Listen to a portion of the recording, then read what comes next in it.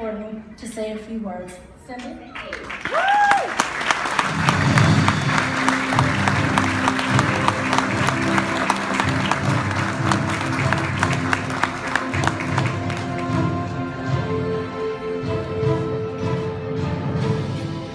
Good evening. Distinguished guests and ladies and gentlemen, as was said, my name is Cindy Miller, and I am not an active military person. However, I come from a very strong family of military people. My grandfather, my paternal grandfather, at the tender age of being a very young man, enlisted in the Army, and he was sent overseas to fight for his country in World War I. And while he was over there, he was injured. And upon being injured, he had to convalesce overseas, and that's when the United States Army found out his greatest skill. He was fluent in German. And being fluent in German, they asked him to convalesce with some of the other injured German prisoners.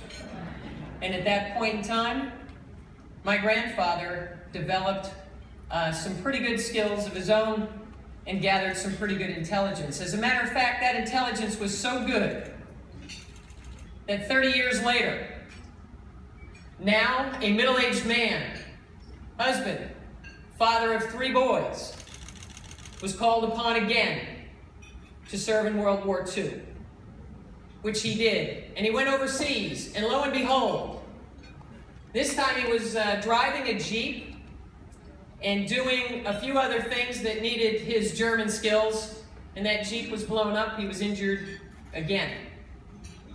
And he certainly did another good job convalescing with the other German POWs and got some good information the second time around. Very proud of my paternal grandfather, and my maternal grandfather also fought in that war. I have many great uncles that were engaged in D-Day activities. My father, on the other hand, chose to take a different path. His path was not with the United States Army. He wanted to be a Marine. So my father, may he rest in peace, taught me a lot of things. Once a Marine, always a Marine.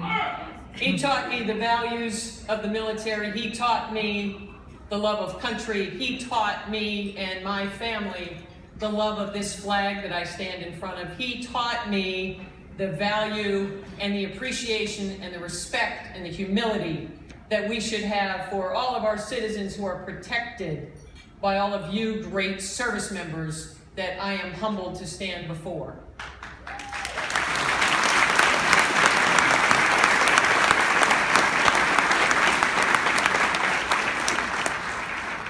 But I am also humbled by the company that I work for, UPS.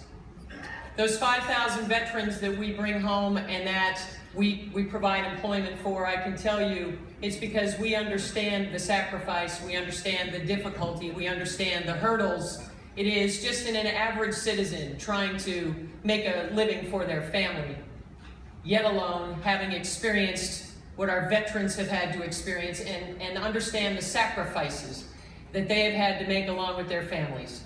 And it is with a humble heart and with a tremendous amount of pride, the same amount of pride that I have for my personal family, that I have for the company that I work for.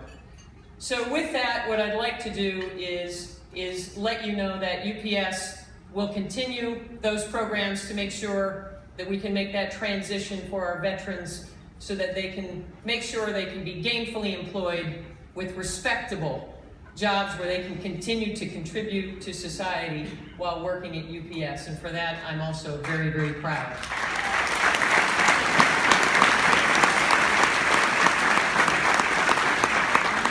So if you haven't gathered by now, and if you haven't understood this, tonight is such a special night. Tonight is an amazing night. I'm pleased to make sure that I let you know that dinner will be served right now. Let's take the next 30 minutes to enjoy it. The most unenviable place is the one that's right between you and either a beer or a meal. And I might be in between both of them. So with that, what I would like to say in honor of my father, I've got to say, Semper Fi.